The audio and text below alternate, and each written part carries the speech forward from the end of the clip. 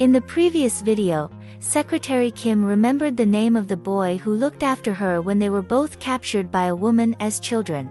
Then, because she had doubts as to whether Sung-yeon was really that boy, she decided to mention the name she remembered to Young-jun while he was asleep, to see if he would respond, since the man answers when he is called while he is asleep. The vice president ended up answering, but he woke up at that moment and tried to explain that he answered the call because he was used to Miso's voice. I'm Nina, and in today's recap we'll be watching What's Wrong with Secretary Kim. Afterwards, Young-jun takes his beloved home, and when he's at his residence, he reflects on what has just happened, coming to the conclusion that Secretary Kim doesn't need to know about something. The next day, Miso goes to the vice president's mother's house and decides to ask the lady if Young-jun changed his name at some point. She mentions that she heard the woman use a name that didn't belong to either of her two sons to refer to the boy who was captured. However, Madam Choi says that she must have heard wrong and that the boy who suffered at the hands of that woman was Sung-yeon, not Young-jun. The lady then asks her secretary Kim to leave, as she's very tired, and as she's leaving, Miso runs into Sung-yeon, who asks her to wait a while, as he's going to get the woman's childhood diary that she had lent him. Unfortunately, the man says he can't remember anything new from those terrible days, and while he's waiting, Secretary Kim recognizes the face of the boy who protected her in a photograph on the dresser, and when she asks Sung-yeon as soon as he returns, the man replies that this is his brother, Young-jun. After work, Miso has arranged to meet Young-jun at his house to go over some documents, and the woman starts to get emotional while she's preparing tea for them, because the whole situation, apart from being confusing, is very stressful, not knowing what really happened, or who was with her, but the woman has to hold back the tears afterwards, because her phone starts ringing and it's her sisters. She doesn't want to worry them. Of course, when the two discover that their secretary Kim is at the vice president's house until this time of night, they start bad-mouthing him, but this time Miso scolds them and Young-jun only hears that part, so the man understands that his beloved is very upset that his sisters don't accept him and will see if there's any way to change that. When they finish work for the day, the vice president takes his secretary Kim to her house, and unfortunately they won't see each other the next day, as the woman is going on her birthday trip with her family. Afterwards, the man goes to meet President Park, who ends up venting about seeing his ex-wife with another man. Yoo-sik says that he has done everything for this woman, saying that he has even followed a saying that if a woman is beautiful, she should conquer her family. The man fulfilled all the wishes of his in-laws and her relatives, but nothing was enough. Young-jun paid close attention to this part, and the insecurity of their relationship ending because Miso's sisters didn't accept him began to creep in. The next day, the head office staff gathered at GA's new house to celebrate her move, but the landlady suggested they go to the rooftop so they could have more fun. GA tried to refuse, but her colleagues wanted to go up. On the spot, the woman warned GWI-nam that the company staff were there, and as there was nowhere to hide in time, the man went under the table. Although the hiding place worked for a while, when the group went to move the table, they found GWI-nam and the man made an excuse, saying that he was going to surprise them. So everyone invites him to join them, but as they've run out of food and drink, Sara offers to go to the market to buy more. There, Young ends up helping the woman with the shopping, and Sara already liked him a little before, now this feeling is growing more and more. Meanwhile, the vice president has decided to surprise Miso by showing up on her trip with his sisters. He explains to his wife that he's going to do his utmost to make them change their minds about him, and it's at this point that they discover that the two of them are together as a couple. Young-jun really makes an effort. He eats at a small restaurant, gets muscles with the three of them, and ends up softening the hearts of Kim's secretary sisters a little, even more so after they realize how much the man likes the youngest. As they clean and prepare the food, the eldest tells them why they go on this trip every year, which is the fruit of a promise she made to her mother.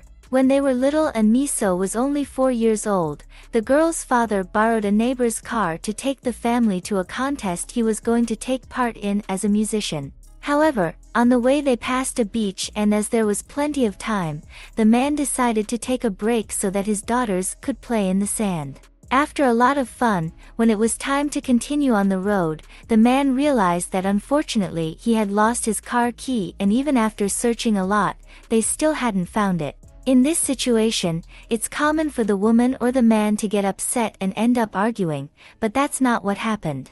The girl's mother said that she would look after them so that he could search better without interruptions, but the man denied this and replied that he would enjoy it with his family. Of course, he was upset that he didn't even have the chance to get the prize, as the aim was to give it to his wife, as it was her birthday, but thanks to the loss of the key, the family created a tradition of going to this beach every year and picking up mussels. They managed to do it until the following year with the whole family. Unfortunately, not long afterwards, the girl's mother fell ill and lost her life. So the eldest had to mature and take on the role of mother to her younger sisters, while never failing to keep her promise to continue the annual tradition. Returning to the office group, they ended up going to a bar after Sarah returned with Yang, and there, after drinking a lot, the woman ended up revealing her feelings when they were alone. Meanwhile, Miso and Youngjun went for a walk, just the two of them, the man telling his beloved that if he'd known it was her mother's birthday, he wouldn't have disturbed her moment with her family, but Secretary Kim replied that it's okay, as she's realized how much he likes her and her sisters too. Miso tells us about the time her mother was ill in hospital, when she was jealous of her friends in the playground because they were always playing with their mothers. Then one day, her mother came home and tried hard to do her little girl's bidding, even though she was in a lot of pain. Being small, Miso had no idea that she was only discharged because there was nothing else to do, and the doctors let her spend the rest of her time with her family. Secretary Kim is extremely grateful to her mother, because if she hadn't made the effort, she suddenly wouldn't remember her anymore, because she was so young and didn't have many memories with her mother. The vice president hugs his beloved and she promises that she will be by his side when the man is ready to tell her about his painful memory. The next day, the two of them have to leave Miso's sisters to go to a work presentation.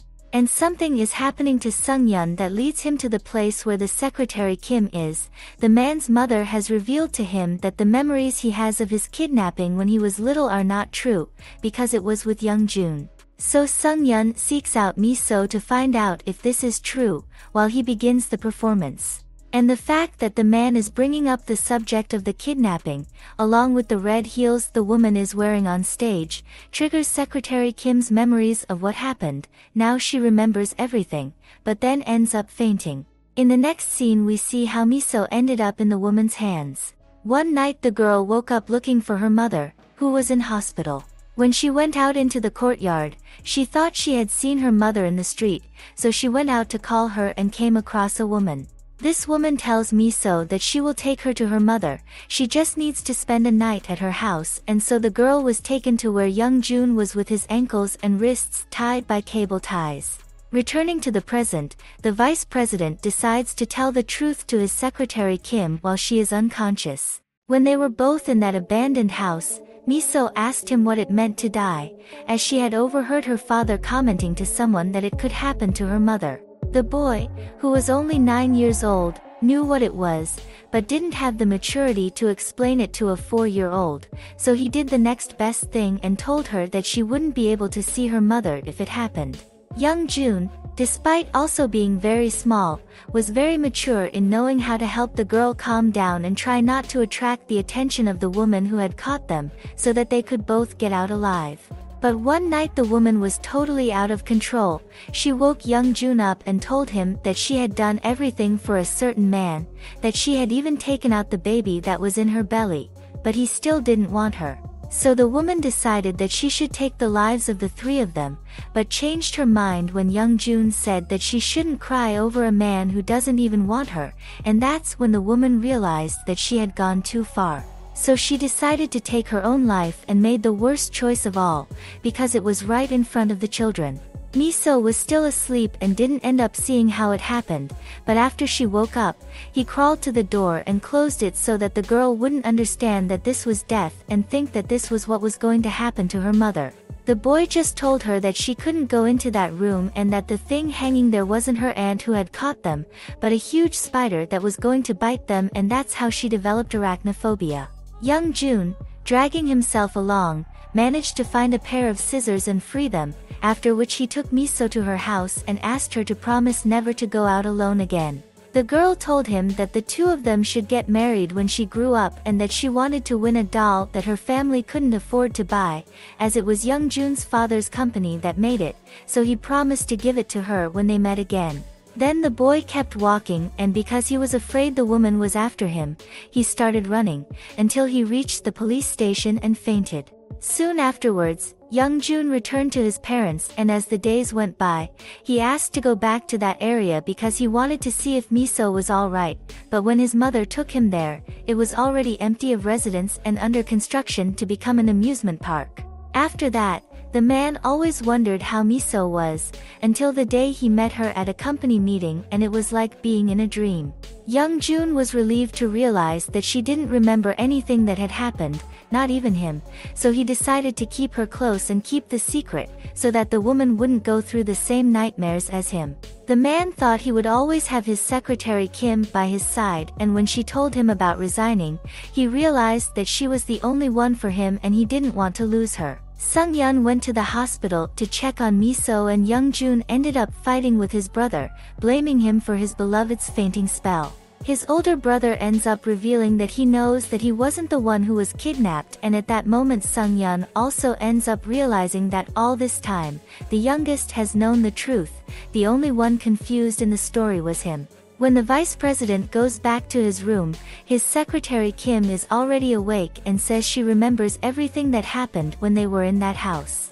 She asks him why he lied for so long, and the man reveals that the reason was because he didn't want her to live with nightmares and fear like him. In the end, Youngjun promises that he will never hide things from his beloved again. Meanwhile, Sung-yeon is getting his true memories back and is now sure that everything that happened to his brother started because he left him alone in that place. The man at home starts freaking out, and when his mother goes to talk to him, Sung-yeon says that they should have told him that his memories were wrong all along, because the man spent years blaming Youngjun for something he didn't do, and besides, it was the youngest who went through the trauma, remembering it day after day. It was then that Madame Choi learned that her youngest son had not lost his memory, as she had thought. Returning to Secretary Kim, now that she knows the whole truth, her beloved can finally give her something he has kept for a long time, the doll she had asked him for, and Miso loved her present. The next day, Youngjun almost has to fight with his lover because she wants to go back to work, but he believes that his secretary Kim needs to rest one more day, so he doesn't let her leave the hospital and goes to her appointments. However, when he arrives at the company, he finds Miso at her desk and has to find another way to get her to rest that day. The way he found was to send everyone in the office for a day at the spa.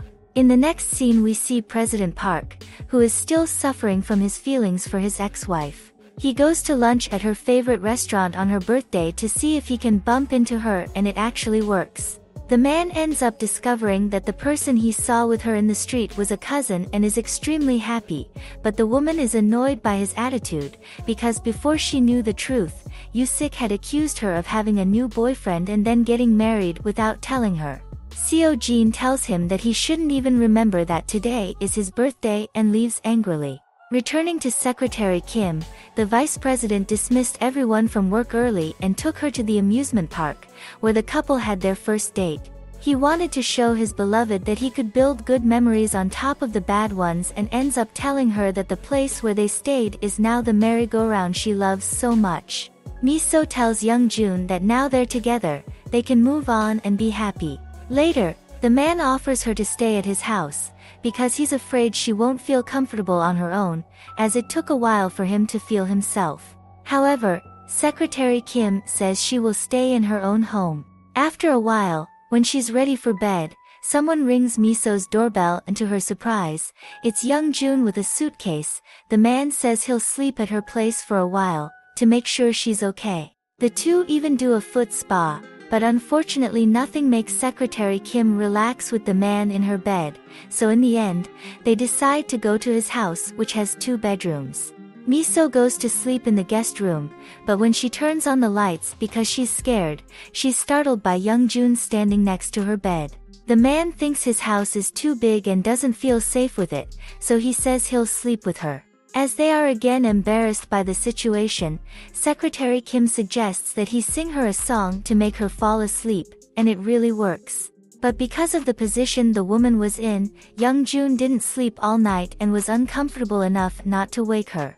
At work, GA accidentally puts the summary he'd made of the meeting for the vice president in the shredder, and GWI Nam is the one who helps him recover it. Together, the two of them glue it together strip by strip until it's legible.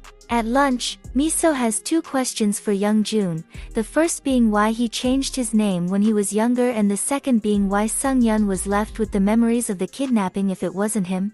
Since the vice president doesn't seem comfortable talking about it, Secretary Kim says it's okay for those questions to be answered another time. Meanwhile, in the office, Sara sends Yang a few hints that she wants to be proposed to, and later her answer comes. The man hands her a small bottle of soda, and as the woman takes the drink, a few words appear that in the end mean a proposal. When Miso and Young-jun return to the company, the man's parents are waiting for him in his office. The reason they are there is to find out if their son really hasn't lost his memory and has been hiding it all this time. The couple feel bad about everything they've put their youngest son through by not telling Sung-yeon the truth and apologize. Then we go back in time and see how Young-jun ended up in that place. His older brother convinced him to run away from the driver and go to where their father's company's amusement park was going to be built. However, Sung-yeon left him alone, claiming that he was going to buy some drinks for the two of them who were thirsty. As it took a while for his brother to return, Young-jun tried to go back, but ended up getting lost and on the way met that woman, who asked for his help and offered him a drink. When Young-jun returned to his family, Sung-yeon began to blame himself for what had happened to his brother, and this was so traumatic for him that the boy began to confuse his own identity. Sung-yeon became Young-jun, taking the memories of the kidnapping for himself, like his room and his clothes too.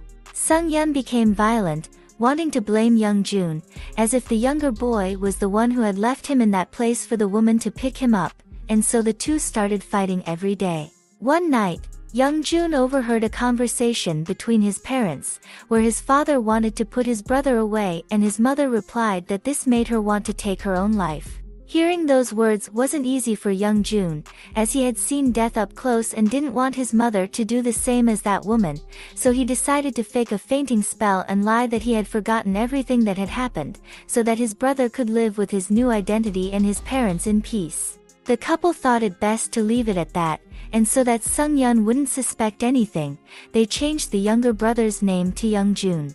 Madam Choi apologizes once again to her son and confesses that she has lived a life of regret and guilt because of the suffering she caused her youngest in order to protect her eldest. In the end, the three of them fall into tears and the secretary Kim gets emotional outside the room. Later, while on his way home with Miso, Young-jun decides to change course a little and goes to see Sung-yeon. The vice president ends up apologizing for having hidden the truth from his brother and says that although it's not easy having to put up with him, he'll make an effort not to see his parents sad and wants Sung-yeon to do the same. In the next scene, we see Young-jun and Miso drinking wine together. She says that the best thing is to always tell the truth, and the man asks if she wants to know how he feels now. As Secretary Kim says yes, he approaches her and starts kissing her, then the man starts opening the buttons of her blouse. And he says he doesn't want this night to go to waste. What did you think of these episodes? I hope you enjoyed the summary. Leave your suggestions in the comments and subscribe. If you liked the video, like it and share it to help me. Until next time.